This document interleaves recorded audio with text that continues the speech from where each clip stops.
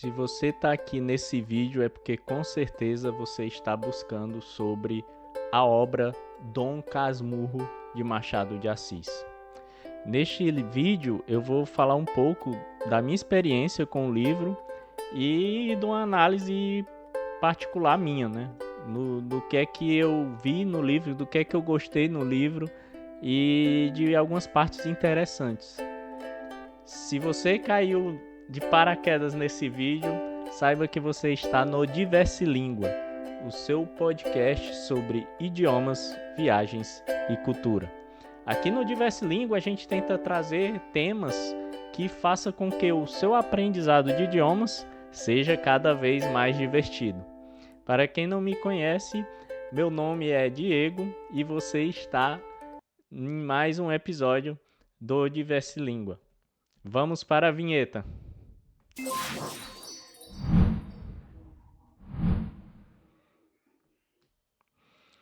Então, pessoal, estamos aqui em mais um episódio do Diversilíngua, um episódio no qual eu vou falar um pouco sobre qual foi a minha visão do livro Dom Casmurro de Machado de Assis, né?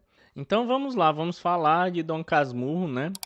Este livro que eu terminei de ler recentemente, na realidade hoje, no dia que eu estou gravando esse vídeo, e é muito bom voltar ao hábito da leitura, né? Para você que não tem ideia de como voltar ao hábito da leitura, eu sugiro você assistir o nosso episódio no qual eu falo sobre como retomar o hábito da leitura.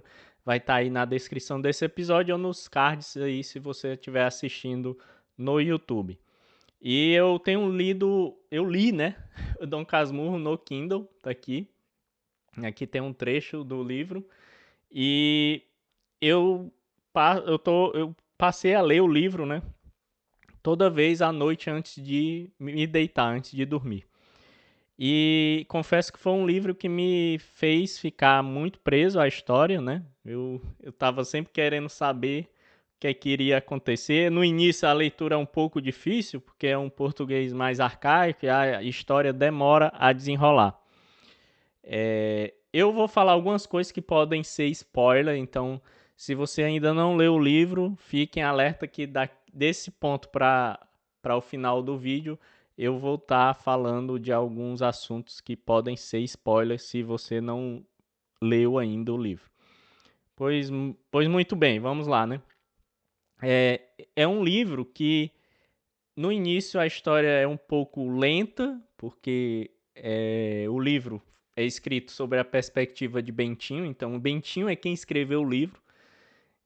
E aí, muitas vezes as pessoas querem ver as outras personagens por um outro olhar, mas o olhar que a gente tem acesso é o olhar de Bentinho, né?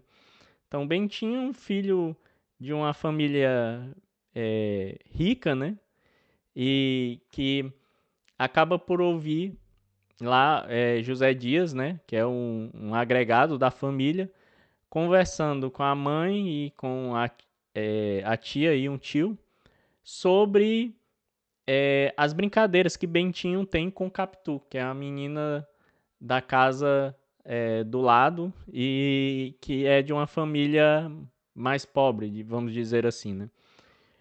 E aí é quando o Bentinho dá-se a consciência, né? Ele toma consciência de que ele tem sentimentos por Capitu, né?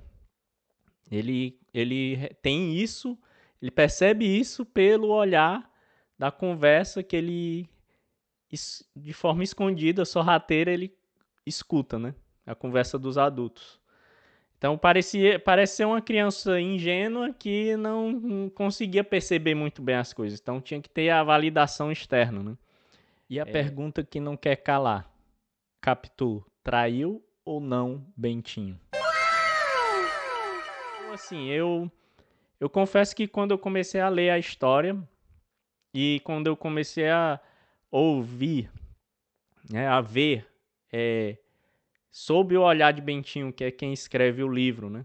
É claro que o escritor é Machado de Assis, mas no livro é Bentinho que escreve, que conta, que narra a história.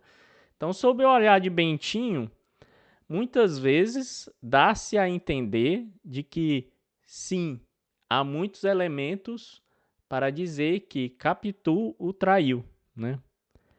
Mas, para mim, um olhar de fora, eu muitas vezes na leitura do livro, o que eu percebia era que era muito uma perspectiva de uma criança mimada, de uma criança que meio que estava muito acostumada com o mundo girar em torno de si, né? Então, eu acho que muitas coisas que ele vai contando é muito mais obra da cabeça dele do que até verdade. Eu vou até partilhar com vocês um trecho do livro aqui.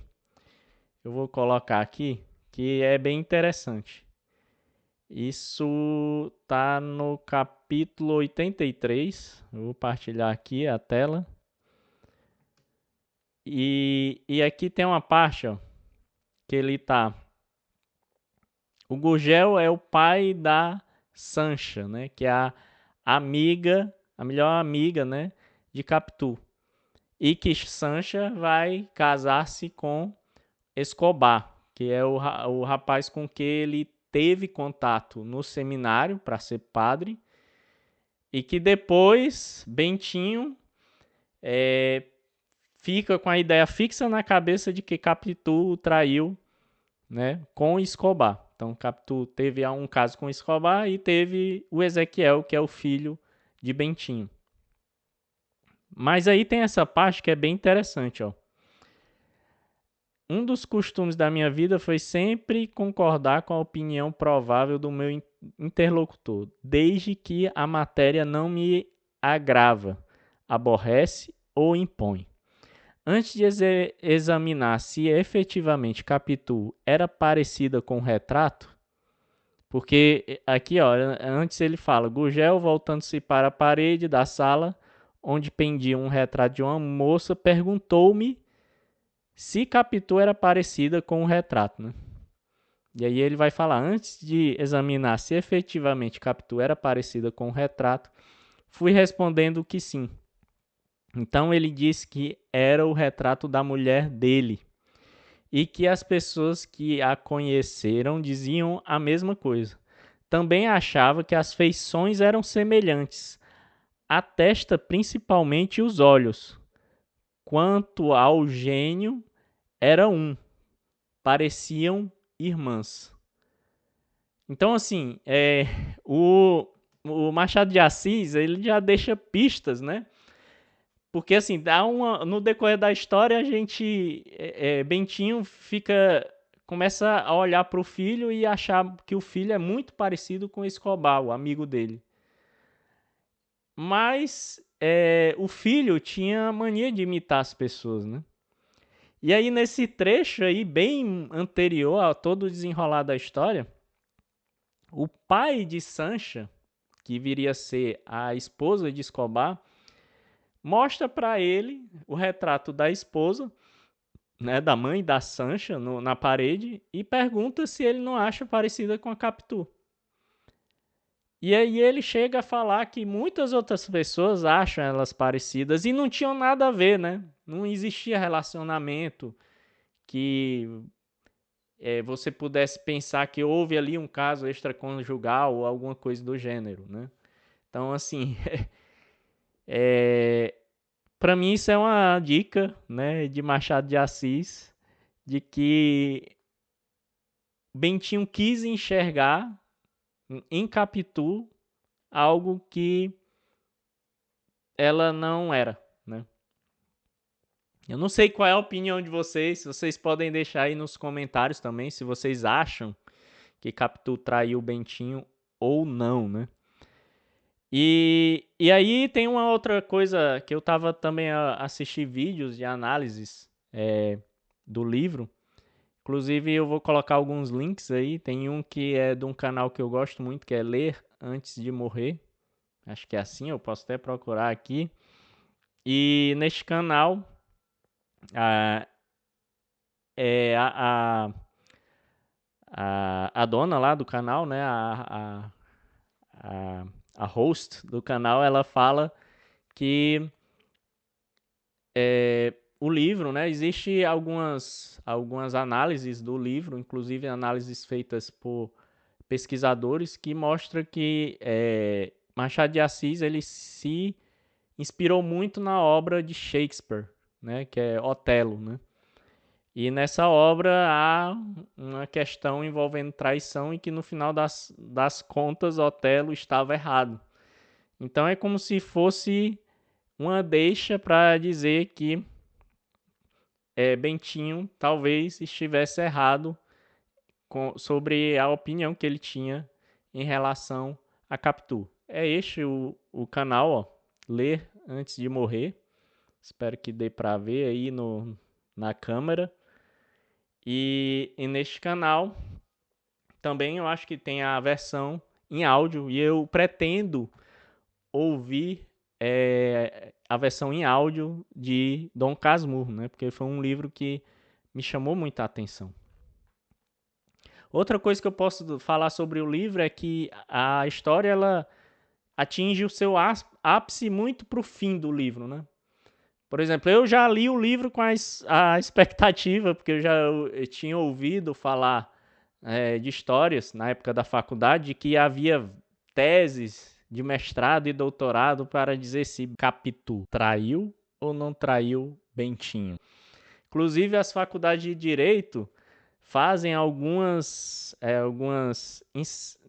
não diria encenação, mas algumas tarefas, né? Alguns exercícios no qual existe o julgamento de Capitu para dizer se ela traiu ou não Bentinho. E aí, eu percebi ao ler o livro é que eu já fui com essa expectativa, né, de que vai acontecer uma traição, Bentinho vai ficar desconfiado, mas quando é que isso chega? E o que eu percebi, né, e aí eu estou falando aqui para pessoas que já leram o livro, se você não quer spoiler, já não deveria nem estar aqui.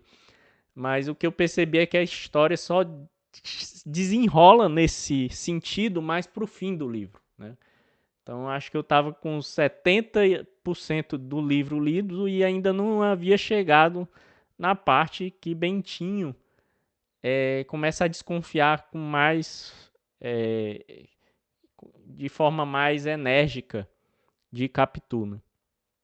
Porque acho que a primeira parte o primeiro episódio que ele começa a desconfiar é quando eles estão na praia e Capitu tá com um olhar distante nas ondas, enquanto Bentinho tá a olhar para as estrelas e explicar coisas sobre as estrelas. E aí ele vê que Capitu tá com o olhar mais perdido. E aí, você não presta atenção no que eu falo e tal. E aí é que ele começa a ter alguma desconfiança. Só que eu tava na expectativa, quando é que vai ter essa coisa da traição? E só foi mais pro fim do livro, né? Então eu recomendo demais. É um livro que me fez ficar preso à história, né? Eu tava sempre lendo antes de dormir. E agora eu vou mostrar para vocês aqui, ó, no Kindle, na aplicação do Kindle, no aplicativo do Kindle. Aqui tem os Reading Challenges. E tá aqui, ó. Eu havia colocado 4 livros. Eu não sei se vocês vão conseguir ver. Eu havia colocado 4 livros. Eu já li 5. Só que teve 2 livros que eu li aqui no Kindle que não computaram. Porque eu acho que não eram originais do formato do Kindle.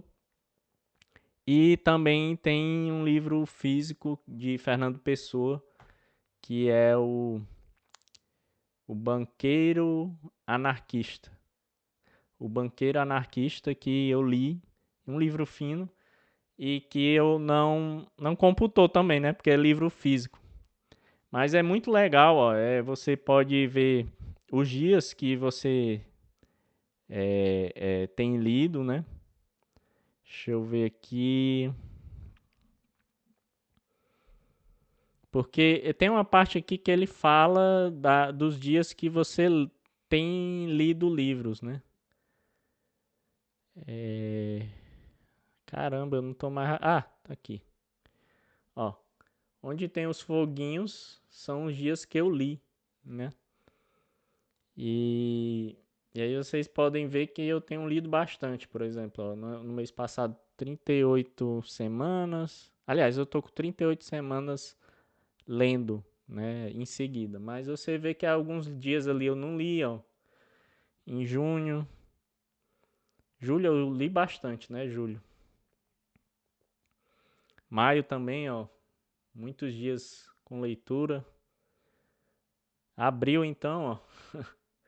E é muito bom para acompanhar e isso é meio que gamificar a leitura, mas tem dado certo comigo para voltar ao hábito da leitura. E você, o que é que você tem feito para voltar ao hábito da leitura? O que é que você achou dessa resenha aqui sobre Dom Casmurro? E eu falar um pouco da minha opinião sobre o livro. Você gostaria de mais conteúdo sobre livros? E para você que está interessado sobre idiomas, aqui a gente já falou sobre como aprender idiomas com o Notebook LM, né, que é uma ferramenta que utiliza inteligência artificial da Google. Já falamos também sobre o português falado no Uruguai, na fronteira, e o português falado em Timor-Leste. E vai ficar alguns vídeos aí sugeridos no final. Se você gosta desse tipo de conteúdo, você gostaria de apoiar o Diversilíngua, por favor, vai em patreon.com/diversilíngua. Já temos uma apoiadora, a Marta, dos Estados Unidos. E se você quiser nos enviar sugestões de pauta, coloque aí nos comentários deste vídeo ou envie um e-mail para diversilingua@gmail.com. Não esquece de deixar o teu like se estiver nos ouvindo no Spotify, as 5 estrelinhas, e eu te vejo em um próximo episódio do Diversilingua. Bye, bye.